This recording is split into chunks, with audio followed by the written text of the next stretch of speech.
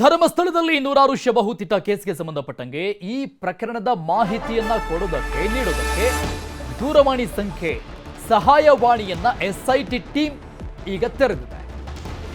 SIT ಅಧಿಕಾರಿಗಳ ಮತ್ತೊಂದು ಪ್ರಮುಖವಾದಂತಹ ನಿರ್ಧಾರ, ಪ್ರಕರಣದ ಮಾಹಿತಿಯನ್ನು ನೀಡೋದಕ್ಕೆ ಸಹಾಯವಾಣಿಯನ್ನ ತೆರೆಯಲಾಗಿದೆ.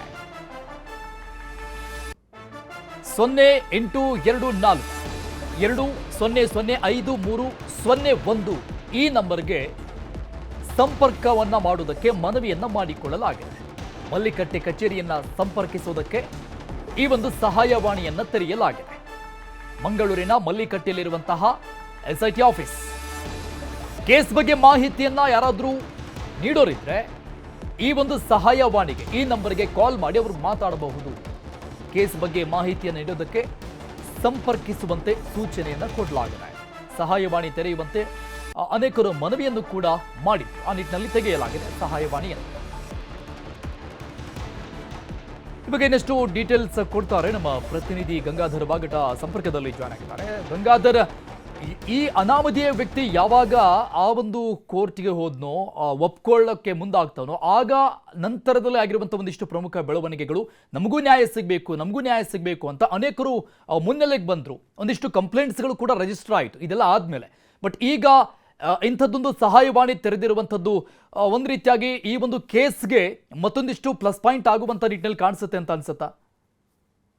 ಅರುಣ್, ಯಾಕಂದ್ರೆ ಈ ಇನ್ವೆಸ್ಟಿಗೇಷನ್ಗೆ SIT ಅಧಿಕಾರಿಗಳು ಒಂದು ಪಾಸಿಟಿವ್ ಆಗಿ ಏನಾದ್ರು ಒಂದಷ್ಟು ಮಾಹಿತಿ, ಸಾಕ್ಷ್ಯಾಧಾರಗಳು ಸಿಗ್ಬೋದು, ಅದಕ್ಕೆ ಪೂರಕವಾದಂತಹ ಎವಿಡೆನ್ಸ್ಗಳು ಸಿಗ್ಬೋದು ಅನ್ನೋ ಒಂದು ಆಧಾರಿತವಾಗಿ ಅವರು SITಗೆ ಒಂದು ಮನವಿಯನ್ನ ಅವರು ಅಧಿಕಾರಿಗಳು ಮಾಡಿಕೊಂಡಿರುವಂತದ್ದು. ಯಾರೇ ಇದ್ರು ಕೂಡ, ಅಂದ್ರೆ ಈ ಪ್ರಕರಣಕ್ಕೆ ಸಂಬಂಧಪಟ್ಟಂತೆ ಅವ್ರು ಏನೇ ಇದ್ರು ಕೂಡ, ಅವರ ಒಂದು ದೂರ ಆಗಿರ್ಬೋದು, ಒಂದು ಸಾಕ್ಷಿ ಆಗಿರ್ಬೋದು, ಅಥವಾ ಒಂದು ಸ್ಟೇಟ್ಮೆಂಟ್ ಆಗಿರ್ಬೋದು, ಏನೇ ಇದ್ರು ಕೂಡ ಅವರು ಬಂದು ಕೊಡಬಹುದು ಅಂತೇಳಿ ಸ್ವಯಂಪ್ರೇರಿತವಾಗಿ ಬಂದು ಅವರು ಹೇಳ್ಬೋದು ಅನ್ನೋ ರೀತಿಯಲ್ಲಿ ಈಗ ಅವರು ಕಚೇರಿಯನ್ನ ಸ್ಥಾಪನೆ ಮಾಡಿ ಒಂದು ಸಹಾಯವಾಣಿಯನ್ನು ಕೂಡ ಮಾಡಿ ಅದಕ್ಕೆ ನಂಬರ್ ಕೂಡ ಕೊಟ್ಟಿರುವಂತದ್ದು. ಈಗ SIT ಅಧಿಕಾರಿಗಳು ಅದೊಂದು ಪ್ರೆಸ್ ರಿಲೀಸ್ ಕೂಡ ಮಾಡಿರುವಂತದ್ದು. ಹೀಗಾಗಿ ಈ ಒಂದು ಪ್ರಕರಣದಲ್ಲಿ ಅಂದ್ರೆ ಈಗಾಗಲೇ ತನಿಖಾ ಹಂತದಲ್ಲಿ ಈಗ 5 ಏನೊಂದು ಸ್ಪಾಟ್ ಅನ್ನ ಮಾಡ್ಕೊಂಡಿದ್ರು. ಆ ಸ್ಪಾಟ್ ಅಲ್ಲಿ ಒಂದು 5 ಕಡೆ ಈಗ ಮಾರ್ಜನ ಮಾಡಿ ಅಲ್ಲೆಲ್ಲವೂ ಕೂಡ ಮಣ್ಣನ್ನ ಆಗಿದ್ದಂತ ಸಂದರ್ಭದಲ್ಲಿ ಏನೂ ಕೂಡ ಸಿಕ್ಕಿಲ್ಲ, ಅವಶೇಷಗಳು ಕೂಡ ಸಿಕ್ಕಿಲ್ಲ ಅಂತ ಹೇಳಲಾಗ್ತಾ ಇದೆ. ಈಗ ಉಳಿದ ಭಾಗವಾಗಿ ಈಗ ನಾಳೆಯಿಂದ ಕೂಡ ಅವರು ಕಾರ್ಯಾಚರಣೆಯನ್ನ ಪ್ರಾರಂಭ ಮಾಡ್ತಾರೆ.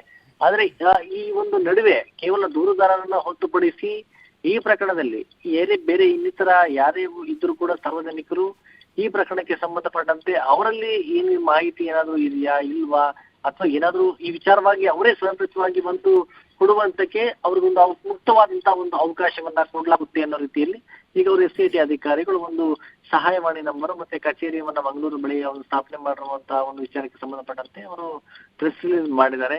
ಆದ್ರೆ ಈ ಪ್ರೆಸ್ ರಿಲೀಸ್ ಆದಂತ ಬಳಿಕ ಅದ್ರ ನಾಳೆ ಯಾವ ರೀತಿ ರೆಸ್ಪಾನ್ಸ್ ಬಂದಿದೆ ಅನ್ನೋದು ಕೂಡ ನೋಡ್ಬೇಕಾಗುತ್ತೆ. ಯಾಕಂದ್ರೆ ಕುತೂಹಲ, ಯಾಕಂದ್ರೆ ಸಾಕಷ್ಟು ಮಂದಿ ಅವರು ಸುಮ್ಮನೆ ಸೋಷಿಯಲ್ ಮೀಡಿಯಾದಲ್ಲಿ ಹೇಳ್ಕೊಂಡ್ರು ಕೂಡ ಸಾಕಷ್ಟು ಮಂದಿ ಆದ್ರೆ ಮುಂದೆ ಬಂದು ಅವರು ಹೌದು ಅಂತೇಳಿ ಸ್ಟೇಟ್ಮೆಂಟ್ ಅನ್ನ ಕೊಡೋದು ತುಂಬಾ ಅವರು ಕೋರ್ಟ್ ಕೇಸು ಎಲ್ಲ ಯಾಕೆ ಅನ್ನೋ ರೀತಿಯಲ್ಲಿ ಹಿಂಜರಿಬಹುದು. ಈಗ ಈ ನಿಟ್ಟಿನಲ್ಲಿ ಈಗ ಯಾರು ಬರ್ತಾರೆ ಯಾರಿಲ್ಲ ಅನ್ನೋದು ಕೂಡ ನೋಡ್ಬೇಕಾಗುತ್ತೆ. ಆದ್ರೆ ಸದ್ಯದ ಮಟ್ಟಿಗೆ SIT ಅಧಿಕಾರಿಗಳಿಂದ ತನಿಖೆ ಮುಂದುವರೆದಿದೆ. ಒಂದು ಕಡೆ ನಾಳೆ ಕೂಡ ಮಾಜರು ಪ್ರಕ್ರಿಯೆ ಪ್ರಾರಂಭ ಆಗುತ್ತೆ, ಉತ್ಖನನ ಪ್ರಕ್ರಿಯೆ ಕೂಡ ಪ್ರಾರಂಭ ಆಗುವಂತದ್ದು. ಈ ನಡುವೆ ಇದುವರೆಗೂ ಕೂಡ 5 ಒಂದು ಸ್ಪಾಟ್ ಅಲ್ಲೂ ಕೂಡ ಯಾವುದೇ ರೀತಿಯ ಕಳೆಬರ ಸಿಕ್ಕಿಲ್ಲ. ಈಗ ಮುಂದುವರೆದ ಭಾಗದಲ್ಲಿ ಏನಾದ್ರೂ ಸಿಗುತ್ತಾ ಇಲ್ವಾ ಅನ್ನೋದು ಕೂಡ ಸಾಕಷ್ಟು ಕುತೂಹಲ ಉಂಟು ಮಾಡಿರುವಂತದ್ದು. ಅರುಣ್, ಓಕೆ ಗಂಗಾಧರ್, ಈಗ ನೀವು ಹೇಳ್ದಂಗೆ ತುಂಬಾ ಜನಕ್ಕೆ ಈ ಬಗ್ಗೆ ಮಾಹಿತಿ ಗೊತ್ತಿದ್ರು ಕೂಡ ಮುನ್ನೆಲೆಯಲ್ಲಿ ಬಂದು ಮಾತನಾಡೋದಕ್ಕೆ ಹೆದರಿಕೆನೋ ಅಥವಾ ಬೇರೆ ಯಾವುದೇ ವಿಚಾರ ಇರಬಹುದು, ಗೊತ್ತಿದ್ರು ಕೂಡ ಮಾತನಾಡೋಕೆ ಹಿಂಜರಿಕೆ ಇರಬಹುದು. ಸೊ ಅಂಥವ್ರಿಗೆ ಇದು ಅನುಕೂಲ ಆಗುತ್ತೆ, ನೋಡೋಣ ಆ ಬಗ್ಗೆ. ಇದ್ರ ಜೊತೆಗೆ ನಾಳೆಯ ಉತ್ಖನನ ಪ್ರಕ್ರಿಯೆ ಸಂದರ್ಭದಲ್ಲಿ ಪ್ರಣವ್ ಮೊಹಾಂತಿ ಅವರು ಇಡೀ ದಿನ ಸ್ಪಾಟ್ ಎಲ್ಲ ಇರ್ತಾರಂತ, ಹೇಗೆ ಅದ್ರ ಬಗ್ಗೆ ಅಧಿಕೃತವಾಗಿ ಅಂದಾಗಿರ್ಬೋದು ಅಥವಾ ಸ್ಪಷ್ಟವಾದಂತ ಮಾಹಿತಿ ಇಲ್ಲ ಅರುಣ್. ಅಂದ್ರೆ ಯಾಕಂದ್ರೆ ಈಗ ಅವರು SIT ಹೆಡ್ ಆಗಿರುವಂತದ್ದು, ಈಗಾಗಲೇ ಅವರು ಕೇಂದ್ರ ಸೇವೆಗೆ ಒಂದು ಲಿಸ್ಟ್ ಅಲ್ಲಿ ಕೂಡ ಅವರ ಹೆಸರಿರುವಂತದ್ದು. ಬಹುತೇಕವಾಗಿ ನಾಳೆ ಮತ್ತೆ ಅಥವಾ ನಾಳಿದ್ದು ಅವರು ಡೆಲ್ಲಿಗೆ ಹೋಗ್ತಾರೆ ಅನ್ನೋ ಬಗ್ಗೆ ಮಾಹಿತಿ ಇದೆ. ಸದ್ಯದ ಮಟ್ಟಿಗೆ ಅವರು ನಾಳೆ ಅಲ್ಲಿ ಬರುವಂತ ಸಾಧ್ಯತೆಗಳು ತೀರಾ ಕಡಿಮೆ.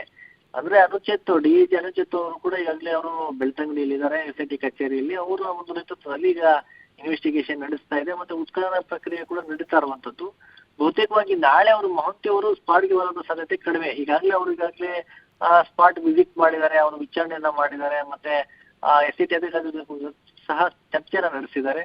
ಮುಂದಿನ ಕಾನೂನು ಪ್ರಕ್ರಿಯೆಗಳನ್ನ ಈಗೆಲ್ಲ ನಡೆಸ್ಕೊಂಡು ಹೋಗ್ಬೇಕು ಅನ್ನೋ ನಿಟ್ಟಿನಲ್ಲಿ ಕೂಡ ಆ ಬಗ್ಗೆ ಮಾತುಕತೆಯನ್ನು ನಡೆಸಿದ್ದಾರೆ. ನಾಳೆ ಅವರು ಒಂದು ನಿಟ್ಟಿನಲ್ಲಿ ಈ ಬೆಳವಣಿಗೆಗಳು ಏನಾಗುತ್ತೆ ಅನ್ನೋದು ಕೂಡ ನಾಳೆ ಬಹಳ ಕುತೂಹಲ ಒಂದು ಏನಂತಂದ್ರೆ 6, 7, 8ರಲ್ಲಿ ಅವರು ಈಗಾಗಲೇ ಅವರು ಪ್ಲಾನ್ ಮಾಡ್ಕೊಂಡಿದ್ದಾರೆ ಕೂಲಿ ಕಾರ್ಮಿಕರನ್ನ ಕಲಿಸಿ ಅದನ್ನ ಆಗಿರ್ಬೇಕು ಅಂತೇಳಿ ದೂರುದಾರರನ್ನು ಕೂಡ ಸಾಕಷ್ಟು ವಿಚಾರಣೆಯನ್ನ ಮಾಡಲಾಗ್ತಾ ಇದೆ. ಈಗ ಇದಕ್ಕೆ ಸಂಬಂಧಪಟ್ಟಂತೆ ನಾಳೆ ಒಂದು ಡೆವಲಪ್ಮೆಂಟ್ಸ್ ವಿಚಾರವಾಗಿ ಒಂದಷ್ಟು ಕ್ಲಾರಿಟಿ ಸಿಗುತ್ತೆ ಅರುಣ್.